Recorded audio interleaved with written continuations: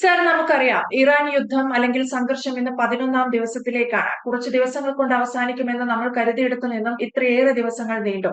ഇനി ഈ യുദ്ധം തീരാൻ സാധ്യതയുണ്ടോ? അല്ലെങ്കിൽ വിനോദ് സാറിന്റെ ഒരു വിലയിരുത്തലിൽ യുദ്ധം എങ്ങനെ തീരാനാണ് സാധ്യത? നീതു, ഒരു യുദ്ധം തുടങ്ങുന്നവരല്ല പലപ്പോഴും യുദ്ധം അവസാനിപ്പിക്കുന്നത്. നമ്മൾ യുദ്ധങ്ങളുടെ ചരിത്രം എടുത്ത് നോക്കുകയാണെങ്കിൽ, ലോകമഹായുദ്ധങ്ങളുടെ ചരിത്രം ഒക്കെ തന്നെ നോക്കുകയാണെങ്കിൽ, വളരെ നിസ്സാരമായി രണ്ട് രാജ്യങ്ങൾ തമ്മിൽ തുടങ്ങി പിന്നെ അത് വലിയ എല്ലാ രാജ്യങ്ങളും ഏറ്റുപിടിക്കുന്ന ഒരു സ്ഥിതിയിലേക്ക് വന്നപ്പോഴാണ് അതിനെ ലോകമഹായുദ്ധം എന്ന് പറയുന്നത്. ഇനി നമ്മുടെ യുദ്ധത്തിന്റെ പങ്കെടുക്കുന്ന രാജ്യങ്ങളുടെ, ആക്രമിക്കപ്പെടുന്ന രാജ്യങ്ങളുടെ എണ്ണം എടുത്താൽ ശരിക്കും പറഞ്ഞാൽ ഇതിനെ ഒരു മൂന്നാം ലോക മഹായുദ്ധത്തിന്റെ തുടക്കമെന്ന് വേണമെങ്കിൽ വിശേഷിപ്പിക്കാവുന്ന തരത്തിലായി കഴിഞ്ഞു എന്നുള്ളതാണ് സത്യം.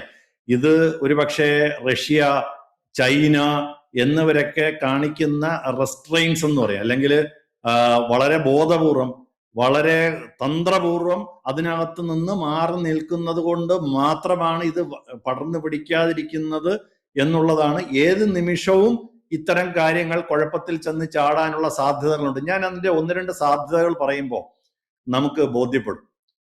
നമുക്കറിയാം, ഇന്നലെ ഞാൻ അത് പറഞ്ഞിട്ട് ഞാൻ തിരിച്ചു വരാം. അപ്പോഴാണ് അതിന്റെ കാര്യത്തിന്റെ ഗൗരവം എല്ലാവർക്കും മനസ്സിലാവുള്ളൂ.